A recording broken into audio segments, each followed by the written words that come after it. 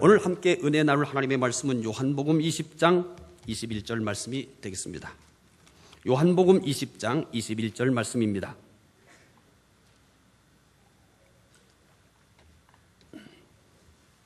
신약성경 183쪽에 있는 말씀입니다. 요한복음 20장 21절 신약성경 183쪽에 있는 말씀입니다. 한 절 말씀 함께 읽겠습니다. 예수께서 또 이르시되 너희에게 평강이 있을지어다. 아버지께서 나를 보내신 것 같이 나도 너희를 보내노라. 아멘. 오늘은 2015년 첫 번째 주일입니다. 첫 주일을 하나님께 예배드리면서 시작하는 여러분들에게 하나님의 은혜와 평강이 함께 하시기를 바랍니다. 고대 기독교 시대에 전설 하나가 있었습니다. 예수님께서 지상의 사명을 다하시고 성부 하나님께 가셨습니다. 천사들이 예수님의 이야기를 아주 흥미 있게 들었습니다. 예수님께서 십자가에 못 박히신 것에 대해서는 모두가 다 통탄을 하였습니다. 한 천사가 예수님께 물었습니다. 주님께서 감당하시던 사명을 이제 누가 계속합니까? 예수님께서 대답을 합니다. 베드로, 야고보, 요한이 할 것이요. 천사가 다시 물었습니다. 그들이 실패하면 누가 합니까? 예수님은 바울, 바나바, 마태가 할 것이요 라고 대답했습니다. 또 천사가 묻습니다. 그 사도라는 사람들이 불충실하면 어찌합니까? 예수님은 천사의 얼굴을 주시하면서 다른 방법은 없어. 사도들이 불충실하면 다른 길이 없어 라고 말씀하시면서 머리를 흔들었습니다. 예수님께서 제자들에게 사명을 맡기실 때 그들이 사명을 감당하지 않으면 사용할 다른 방법을 가지고 사명을 맡긴 게 아닙니다. 저 12사도 쟤네들이 실패를 하면은, 쟤네들이 불충실하면 이렇게 대체를 해야지 하고 예수님께서는 다른 대안을 준비해 놓고 제자들에게 사명을 맡긴 게 아닙니다.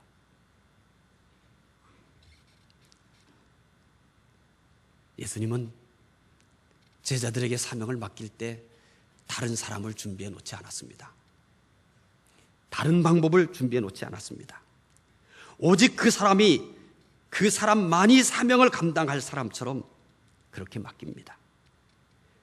예수님 마치 세상에서 그 사람밖에 없는 것처럼 너밖에 없어. 이 사명을 감당할 사람은 너밖에 없어. 이렇게 사명을 맡깁니다. 그래서 예수님은 한 번 붙든 사람은 어떤 일이 있어도 놓지 않습니다. 포기하지 않습니다. 그가 흔들릴 때도 주님은 끊임없이 그를 붙들고 그를 세워가기 위해서 기도하십니다. 심지어 그가 불충실할 때도 주님은 놓지 않습니다. 너밖에 없어. 네가 해야 돼. 주님은 절대 그를 놓지 않습니다. 그가 사명을 완성할 때까지 예수님은 그를 붙들어 주시고 세워주시고 기도해 주시고 격려해 주시고 그렇게 끝까지 그가 사명의 길을 갈 수 있도록 도우시는 예수님입니다. 예수님은 그의 사람들에게 어떤 사명을 맡기셨을까요?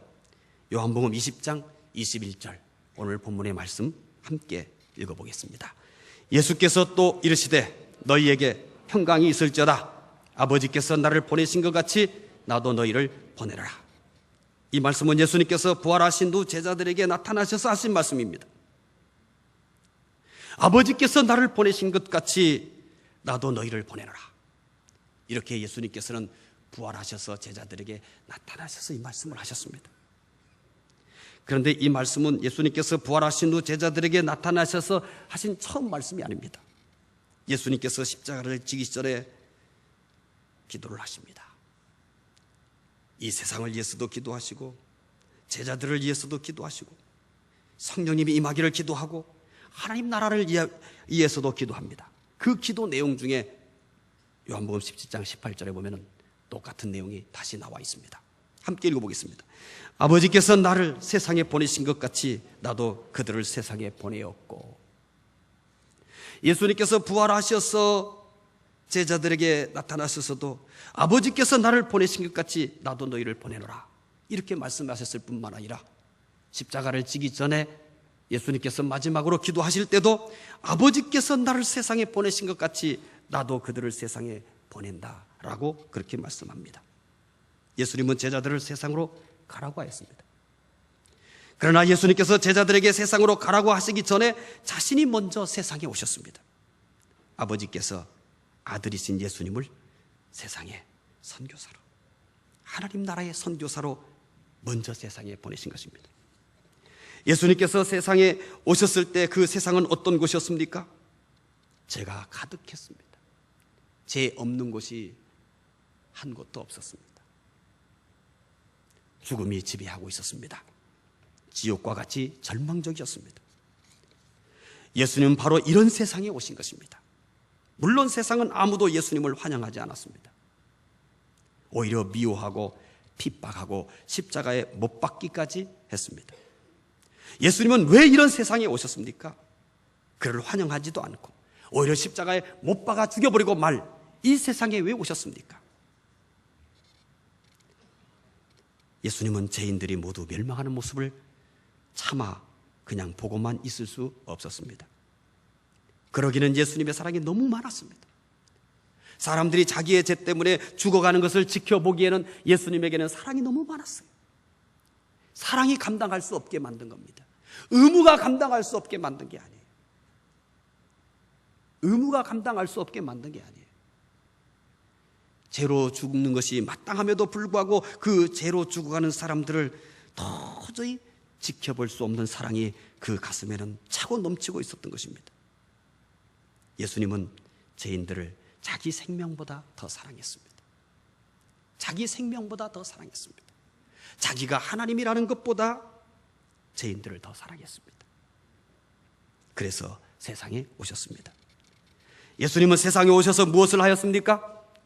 예수님은 물에 빠진 사람을 보고 해변의 안전한 곳에서 이렇게 하라 저렇게 하라 충고만 하는 분이 아니었습니다. 물속에 직접 뛰어들어 물에 빠진 사람을 구하고 자신은 죽는 그런 분이었습니다. 예수님은 자신의 모든 것을 죄인을 사랑하는 데 사용했습니다. 그에게 있는 모든 것은 무엇을 위한 것이었냐면 죄인을 사랑하는 것이었습니다.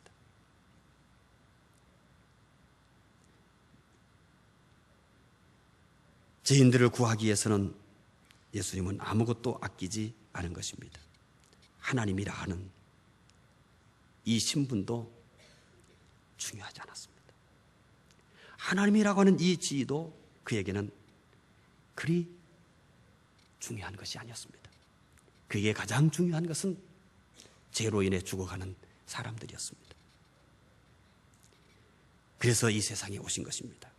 아무도 그를 환영하지 않지만, 아무도 그를 좋아하지 않지만, 비웃고 조롱하고 침뱉고 주먹으로 채지만, 심지어 십자가에 못 박아 죽이지만 이 세상에 오셨습니다. 이유는 하나뿐입니다. 죄인을 사랑하는 그의 뜨거운 사랑 때문입니다. 예수님은 자신만이 이렇게 하는 것으로 끝내지 않았습니다. 하늘나라로 돌아가시기 전에 제자들에게 세상으로 가라고 합니다. 이제 제자들을 선교사로 파송을 한 것입니다. 믿는 자들이 가야 할 곳은 죄로 가득한 세상입니다. 실패, 미움, 싸움으로 엉망이 되어버린 세상입니다. 예수님은 우리에게 이런 세상으로 가라고 합니다. 현재 믿는 자들의 실존은 낙원에서 안락하게 있는 것이 아닙니다. 아직도 너무나 많은 크리스찬들이 신앙생활하는 것은, 내가 믿음으로 사는 것은 무엇인가에 대해서 그렇게 제대로 이해하는 분들이 많지 않습니다.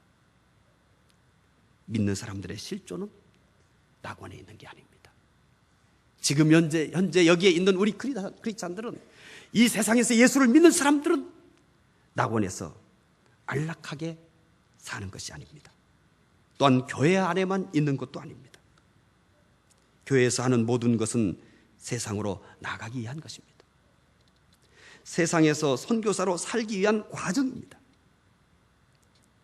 그런데 얼마나 많은 크리스찬들이 교회에서 예배드리고 교회에서 하라고 하는 봉사 잘하면 믿음 좋다고 생각하는지 모릅니다. 아닙니다. 교회에서 하는 모든 것들은 선교사로, 가정에서 선교사로, 직장에서 선교사로 살게 하기 위한 훈련의 과정입니다. 그러나 한국교회 성도들은 대부분이 주일 잘 지키거나 교회에서 봉사 열심히 하면 믿음 좋다고 그래요. 믿음 안 좋습니다. 믿음은 여기에서 나타나는 게 아닙니다. 여기서는 어떻게 믿음으로 살 것인가를 훈련시키는 훈련소일 뿐입니다. 여기서는 어떻게 우리가 가정에 가서 믿음으로 살아야 하나, 우리가 직장에 가서 어떻게 믿음으로 살아가야 하나, 여기서는 어떻게 하면 가정에 가서 하나님을 더 잘 섬길 수 있을까, 어떻게 하면 우리는 사회에 나가서 직장에서 하나님을 더 잘 섬길 것을, 여기는 훈련하는 훈련소일 뿐입니다. 그런데 이 훈련소에 있으면서 여기서 한 것이 신앙의 전부라고 생각하는지 모릅니다. 여기에서 훈련은 잘 받지만 나가서는 엉터리로 사는 크리스찬들이 얼마나 많은지 아십니까? 여기서 우리의 눈에 띄게는 잘 띄지 않지만 그러나 나가서 정말 아름답게 사는 멋있는 크리스찬들도 허다합니다. 현재 믿는 자들의 실존은 낙원에서 안락하게 있는 것이 아닙니다. 교회 안에만 있는 것도 아닙니다. 우리는 세상으로 나가기 위해서 여기에 모였습니다. 우리는 세상에서 더 아름답게 살기 위해서 이렇게 일주일에 한 번씩 예배를 드리기도 합니다. 세상에는 구원받아야 될 사람이 많기 때문입니다.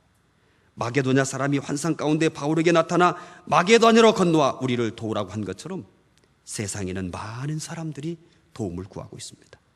여러분, 지금 어디에 있습니까? 세상에 있습니까? 교회는 지금 어디에 있습니까? 세상에 있습니까? 세상은 복잡하고 힘들고 고통스러운 일들이 많은 곳입니다. 하지만 그곳이 우리가 가야 할 곳입니다. 그곳이 우리가 정말 살아야 할 곳입니다. 그곳에서 정말 하나님을 섬겨야 할 곳입니다. 교회에서 하나님을 섬기는 것이 전부가 아닙니다. 교회에서 하나님을 섬기는 것은 시작입니다. 교회에서 믿는 것은 믿음의 시작입니다. 가정에서 하나님을 진짜 섬기려고 여기서는 훈련하는 것에 불과한 겁니다.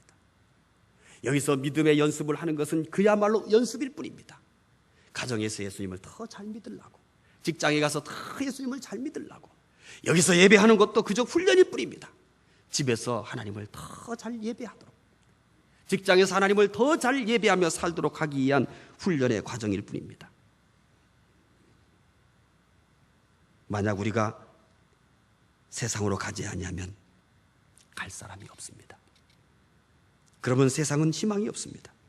그래서 예수님은 2015년 첫 주일에 본문을 통해서 아버지께서 나를 보내신 것 같이 나도 너희를 보내노라고 하시면서 우리를 세상의 선교사로 파송하시는 것입니다. 중북교회는 오치동의 선교사로 파송되었습니다. 여기서 공연히 자리만 차지하고 우리들끼리 세상을 만들기 위해서 중북교회가 여기에 있는 것은 아닙니다. 중북교회는 믿는 자들만을 위한 곳이 아닙니다. 사실 중북교회가 여기 있는 것은 안 믿는 자들을 위한 것입니다. 여러분, 선교사가 선교하러 갔을 때 선교의 최고의 관점은 함께 선교의 동역자들이겠어요? 선교의 대상인 안 믿는 사람들이겠어요? 교회도 똑같은 겁니다. 그런데 한국교회는 그냥 교인들과 싸우다가 인생 끝내버리고 있습니다. 우리의 최대의 관심은 우리는 모두 다 선교사인 거예요. 우리의 최고의 관심은 우리끼리 여기서 무엇을 하는 게 아니에요. 우리끼리 여기서 웃는 게 아니에요. 우리끼리 여기서 행복한 게 아니에요. 우리끼리 여기서 잔치를 하는 게 아니에요. 진짜 잔치는 가정에 가서, 직장에 가서, 그리고 오치동에 있는 이웃들을 교회에 초대해서 그때 벌어지는 것이 진짜 잔치인 것입니다.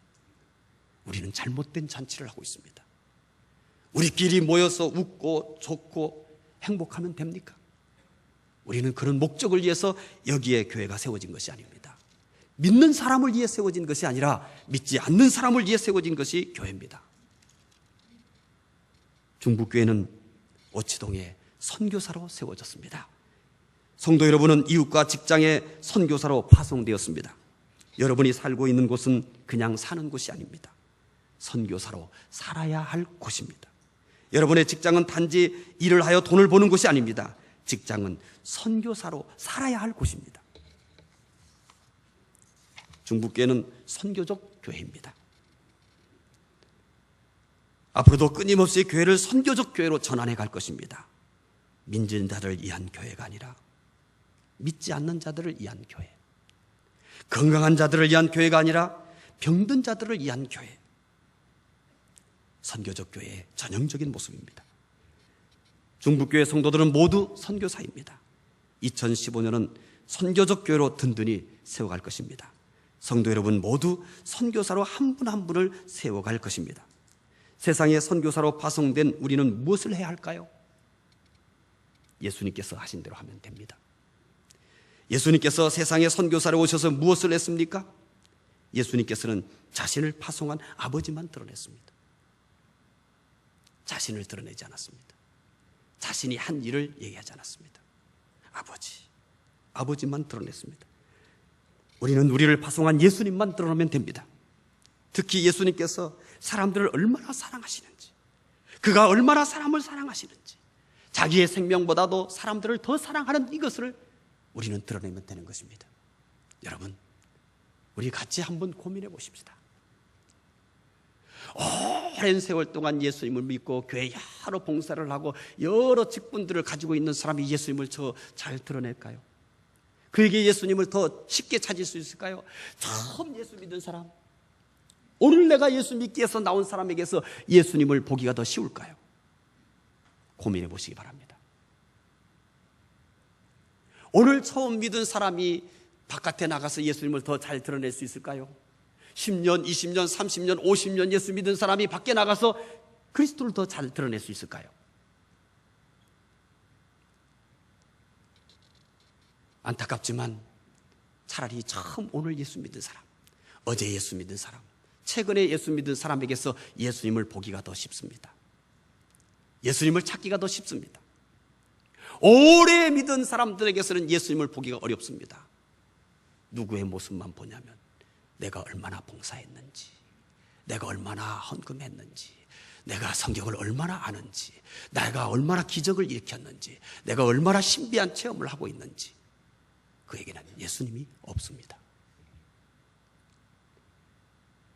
예수님을 찾는 것보다 보물 찾기 하는 것이 더 쉽습니다. 입만 열면 누구 얘기합니까? 내가 기도해서 뭘 했는지, 교회에다 내가 헌금을 얼마 했는지, 내가 얼마나 봉사했는지, 내가 얼마나 신비한 체험을 했는지, 도대체 그에게서는 예수님이 보이지 않습니다. 그래서 교회는 위기에 처해 있는 겁니다. 사람이 없기 때문에 위기가 아닙니다. 믿는 사람들에게서 예수가 없기 때문에 위기입니다. 왜 위기입니까? 교회 시설이 나빠서입니까? 아니요. 교회에 예수가 없기 때문에 위기인 것입니다. 프로그램이 없기 때문에 위기가 아니에요. 봉사를 안 하기 때문에 위기가 아닌 거예요. 예수 그리스도가 교회 안에 없는 겁니다. 믿는 사람들 속에 예수 그리스도가 없는 겁니다. 도대체 예수님을 볼 수가 없는 것입니다. 믿는 사람들에게서 예수님을 볼 수가 없어요. 교회에서 예수님을 볼 수가 없어요. 그게 교회 최대의 위기인 것입니다. 예수님이 우리를 파송하셨습니다. 우리가 선교사로 나가서 해야 할 일은 간단합니다. 나를 보내신 그 그리스도를 드러내기만 하면 됩니다. 야곱의 우물에서 사마리아 여인이 예수님을 만났습니다. 그이는 선교 훈련 안 했습니다. 그녀는 제자 훈련도 안 받았습니다. 그런데 물동이를 우물가에 버려두고 마을로 뛰어가서 이렇게 얘기합니다. 나의 모든 것을 아는 이가 있으니 와보라. 누구를 잘 압니까? 그리스도밖에 모릅니다. 오늘 만난 사람도 그리스도를 전할 줄 압니다. 여러분, 성경을 많이 알아야 그리스도를 전할 수 있는 것이 아닙니다. 여러분, 신앙생활을 오래 해야 그리스도를 전할 수 있는 것도 아닙니다. 많은 신앙적 체험이 있어야 그리스도를 전할 것 아닙니다. 이건 그리스도를 전하는 것과 아무 상관없습니다. 내가 만난 그리스도, 나를 얼마나 사랑하는지, 사람들을 얼마나 사랑하는지 그 예수만 소개하면 되는 것입니다. 내가 알고 있는 예수만이에요. 내가 경험한 어떤 것을 얘기하는 것이 아니라 예수 그리스도를 나타내는 것이 선교사가 해야 할 일입니다. 한 노인이 죽음 이유를 생각하다가 두려움을 느끼게 되었습니다. 그러던 어느 날 길을 가다가 전도자가 전도지를 나눠주며 외치는 말을 들었습니다. 예수를 믿으세요. 그러면 구원을 받습니다. 노인은 이 말을 듣고 근처의 교회로 갔습니다. 마침 교회에서는 장례식이 진행되고 있었습니다. 노인은 그곳에서 한 젊은이를 붙들고 물었습니다. 젊은이, 예수님은 어떤 분이신가요? 그러자 젊은이는 노인을 쳐다보지도 않고 대답했습니다. 할아버지, 지금은 그런 말 할 때가 아닙니다. 전 지금 죽은 이로 인해 너무나 가슴이 아픕니다. 노인은 실망하여 교회 바깥으로 나왔습니다. 고민에 빠져 있었습니다. 그때 옆집에 사는 아주머니가 와서 교회에서 경로잔치를 하니 가자고 해서 따라갔습니다. 맛있는 음식, 어린아이들의 재롱이 있었습니다. 노인은 음식을 나르는 여집사에게 또 물었습니다. 예수는 어떤 분이요? 그러자 여집사도 귀찮은 듯이 성의 없게 대답했습니다. 할아버지, 지금은 바빠요. 나중에 말씀드릴 테니 지금은 음식이나 맛있게 드세요. 노인은 지난번처럼 실망하며 집으로 돌아오면서 생각했습니다. 예수는 별로 중요한 사람이 아니구만. 예수는 별로 중요한 사람이 아니구만. 그 전도자를 만나면 예수에 대해서 다시 생각해 보라고 충고해야겠어. 노인이 교회 갔을 때 발견한 것은 예수가 아니었습니다.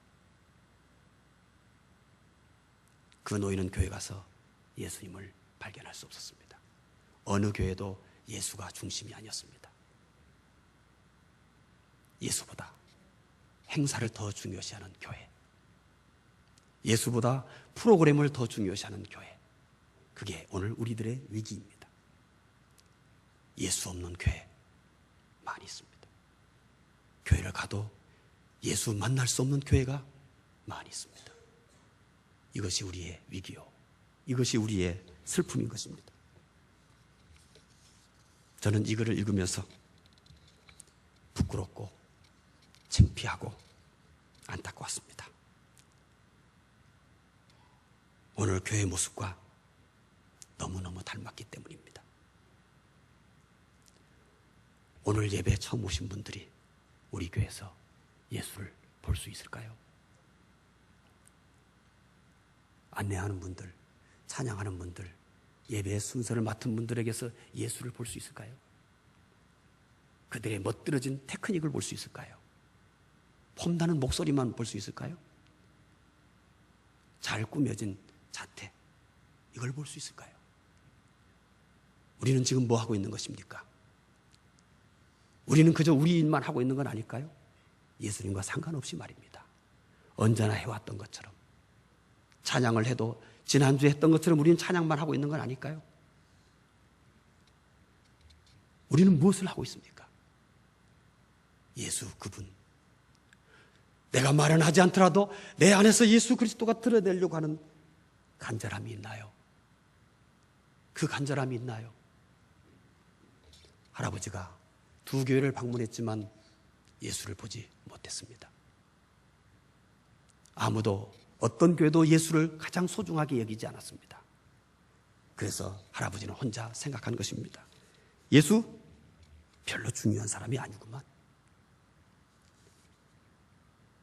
우리 교회에 누군가가 처음 왔을 때, 아, 예수는 세상에서 제일 중요한 분이구나 라는 강력한 도전을 줄 수 있는 그런 준비가 우리는 되어 있나요? 오늘 믿지 않는 사람들이 예수님을 꼭 믿어야만 하는 분으로 생각할 수 있을까요? 아마 그렇지 않을 것입니다. 그렇지 않은 것은 예수님을 드러내도록 선교사로 파송된 우리가 제 역할을 하지 못하기 때문입니다. 예수님이 틀렸기 때문이 아닙니다. 예수님이 잘못됐기 때문이 아닙니다. 예수님에게 문제가 있기 때문이 아닙니다. 예수를 드러내는 우리가 문제입니다. 예수를 드러낸 우리가 너무 틀렸습니다. 예수를 드러내야 될 우리가 너무 잘못된 것을 드러내고 있습니다. 제일 먼저는 나를 너무 드러내요. 나를 너무너무 드러내요. 내가 나에게서 예수를 찾을 수 있나요? 다른 사람이 나의 모습 속에서가 아니라 내가 나의 모습 속에서 도대체 예수를 찾을 수 있을까요? 있나요? 다른 사람이 나에게서 예수를 찾는 것은 둘째 쳐놓고 나에게서 예수가 있을까요? 나에게서 예수를 찾을 수 있나요? 한번 찾아보시기 바랍니다. 나에게 예수가 있는가? 여러분 자신 있게 예, 나에게 예수님이 이렇게 계세요. 여기 있잖아요. 예수님 여기 있어요. 이렇게 자신 있게 여러분은 내 안에 있는 예수님을 보여줄 수 있을까요? 예수님을 드러내는 선교사의 사명을 잘 감당한 경우가 있습니다.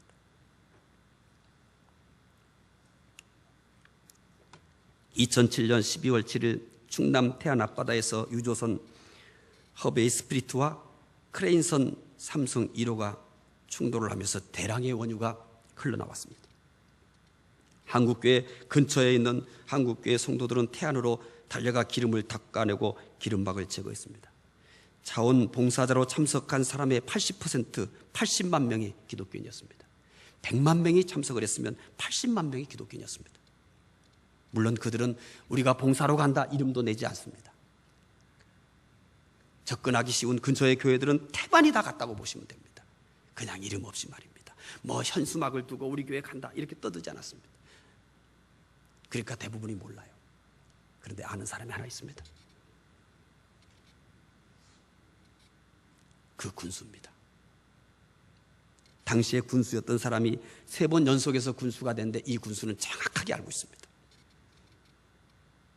사고 후 7년이 지난 후 현재 태안군 통계 연보에 따르면 사고가 난 후 해변의 근처의 인구가 4.7% 감소했습니다.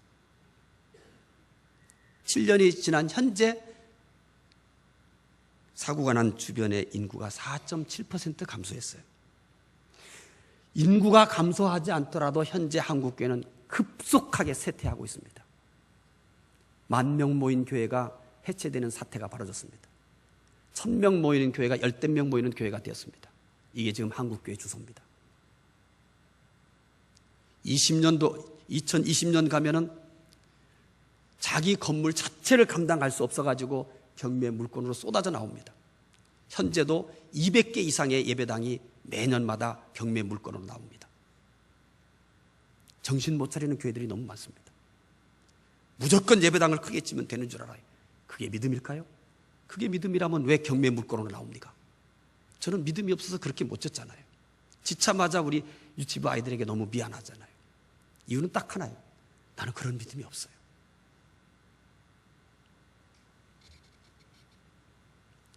그런데 다른 일이 벌어지는 곳이 있습니다.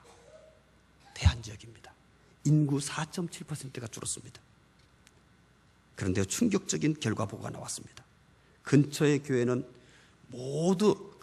교회는 출석 성도가 늘지 않은 교회가 하나도 없습니다. 전도한 거 아닙니다.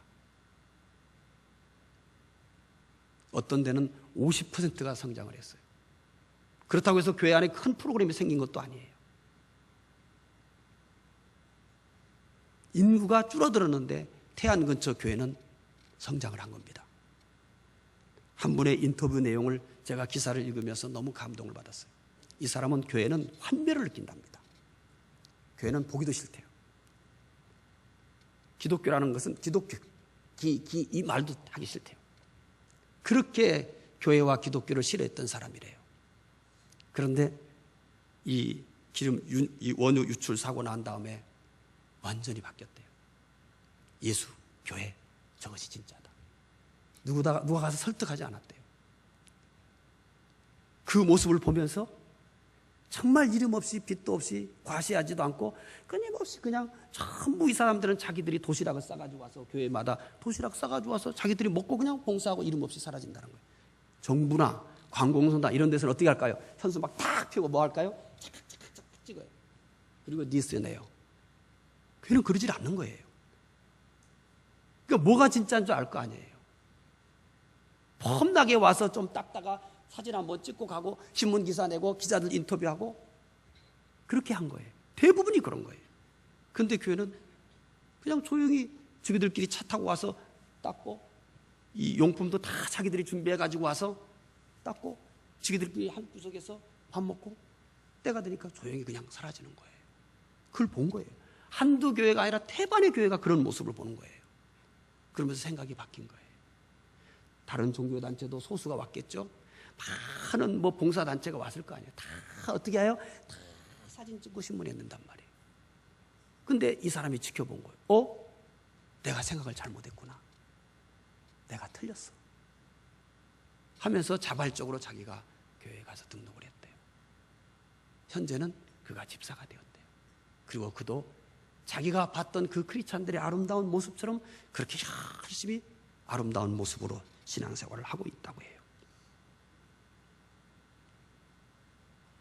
더 중요한 게 뭔지 아세요? 그 지역은 교회 이미지가 완전히 달라졌다는 사실입니다. 당시 태안군수 3매 연속 태안군수를 했던 분입니다. 진태구 씨가 2008년 4월 중순 한국교회 봉사단에 감사의 편지를 보냈습니다. 여러분, 당신들의 헌신적인 노력에 힘입어 기름 범벅이던 해안이 뽀얀 속살로 드러낼 정도로 깨끗해져 가는 것을 볼 때마다 저는 눈시울이 붉어지고 목이 맬 정도로 감동하고 있습니다. 그 가운데 한국교회 봉사단이 있었습니다. 누가 제일 정확하게 알아요? 이 태안군수입니다. 그래서 교회 봉사단에게 공식적으로 편지를 보낸 거예요. 그것이 기사화돼서 나왔습니다. 태안 앞바다 기름 유출 사고를 볼 때 보여준 한국교회 봉사는 오늘 교회와 성도들이 선교사로 어떻게 해야 할지 잘 보여주는 거울이라고 할 수 있습니다. 말을 잘해야 하는 거 아닙니다. 성경을 많이 알아야 되는 거 아닙니다. 신비한 체험을 가지고 있어야 되는 것도 아닙니다. 대부분 그런 분들은 혼자 신앙생활합니다. 봉사라는 것 하지 않습니다. 자기 도취에 빠져서 자기 세계를 만들어 놓고 자기만의 하나님, 자기만의 예수님을 만들어 놓고 신앙생활하지 절대 바깥으로 나가지 않습니다. 그게 지금까지 한국교회의 잘못된 모습입니다. 여러분, 저는 신비한 체험을 믿습니다. 초자연적인 능력도 절대적으로 믿는 사람입니다. 그러나 그것이 기독교의 본질이 아닙니다. 본질은 삶입니다. 그래서 행함이 없는 믿음은 죽은 믿음이라고 한 것입니다. 2015년 중북교회는 선교적 교회로서의 지역을 더욱 잘 섬기려고 합니다. 특히 지역의 특성을 살려서 실버 사역을 더욱 넓혀갈 예정입니다. 성도 여러분도 선교사로 이웃이나 직장에서 섬김의 삶을 사시기 바랍니다. 내가 누군가 중북교회 교인? 맞아요. 그러나 그보다 더 중요한 것이 있어요. 나는 예수님이 파송한 선교사다. 아버지께서 나를 보내신 같이 나도 너희를 보내노라. 선교사입니다. 우리 모든 크리스찬이 선교사라고만 한다는 것을 안다면 다르게 살 것입니다. 여러분이 선교사로 파송되었어요. 거기 가서 뭐 하실 것입니까? 억울해도 참아야 합니다. 분해도 참아야 합니다. 이유는 하나입니다. 예수, 그분을 전하기 위해서입니다. 딱 한 가지밖에 없습니다. 예수, 그분을 전하기 위해서입니다.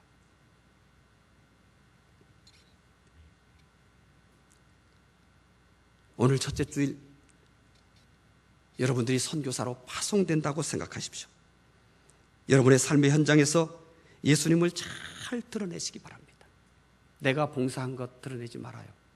비웃습니다. 들을 때는 그렇다고 하죠. 조롱해요. 조롱한단 말이에요. 예수 믿는 것도 잘난 척한다고. 그러지 말아요. 예쁘게 사세요. 여러분, 보더라도 매력 있게 사세요. 우리 하나님이 얼마나 매력적인 분인지 아세요? 예수 그리스도 분이 얼마나 매력적인지 아세요? 근데 왜 우리는 매력이 없어요? 왜 가까이 하기 싫은 사람들이 되어버린단 말이에요? 예수를 드러내지 않고 종교라는 것을 통해서 나를 과시하고 내가 이런 체험이 있고 나는 이런 경험이 있고 나는 이런 것들이 있다고 쓸데기 없는 것을 가지고 신앙의 본질인 것처럼 착각하며 살기 때문입니다. 예수 그분이 나타나지 않으면 다 거짓입니다. 예수 그분이 없으면 모든 것들은 허황된 것입니다. 그건 기독교에만 있는 게 아닙니다. 신비를 얘기할 거면 누가 더 경험을 많이 할까요? 무당이 더 많이 경험합니다. 무당보다 더 할 수 있어요? 한번 여러분이 경험한 거 무당하고 내기 한번 해볼래요? 무당 수준의 신앙생활을 하지 마십시오. 우리는 그리스도를 닮아가고 그리스도를 드러내는 전혀 다른 차원의 신앙인들로 살아야 하는 것입니다. 교회와 여러분의 섬기는 모습을 보고 주위에 있는 사람들이 예수님에게 매력을 느껴야 합니다. 예수님을 볼 수 있어야 합니다. 그래서 안디옥 성도들을 향해서 뭐라고 말합니까? 크리스찬이다. 안 믿는 사람이 붙여준 이름입니다. 예수를 닮은 사람이라는 것입니다. 저는 2015년을 기점으로 우리 교회가 30년이 되는 해입니다. 이제 교회를 새롭게 전환하려고 합니다. 여기에 자리만 차지하고 있는 교회, 믿는 사람들끼리 모여서 재밌게 잔치하는 교회가 아니라 하나님께서 원래 의도했던 그 교회 말이에요. 선교적 교회로 말이에요. 더 많은 이웃을 섬기고 싶습니다. 그것은 저 혼자 할 수 없습니다. 여러분이 나서야 됩니다. 집에서 예수님을 드러내십시오. 아빠, 엄마, 아이들에게 선교사라고 생각하면서 사시기 바랍니다. 자녀들만 믿는 분들은 내가 우리 부모에게, 우리 형제들에게 선교사다라는 생각을 가지고 사시기 바랍니다. 직장에서 여러분의 직장은 선교지라는 생각을 가지고 사십시오. 잊지 마십시오. 금년에는 우리 모두가 선교사로 사시기를 바랍니다. 기도하겠습니다. 하나님 감사합니다. 아버지께서 나를 보내신 것 같이 나도 너희를 보내노라. 2015년 첫 주일 말씀입니다. 하나님, 이제 중북교회가 선교적 교회로 든든히 세워져 가기를 소망합니다.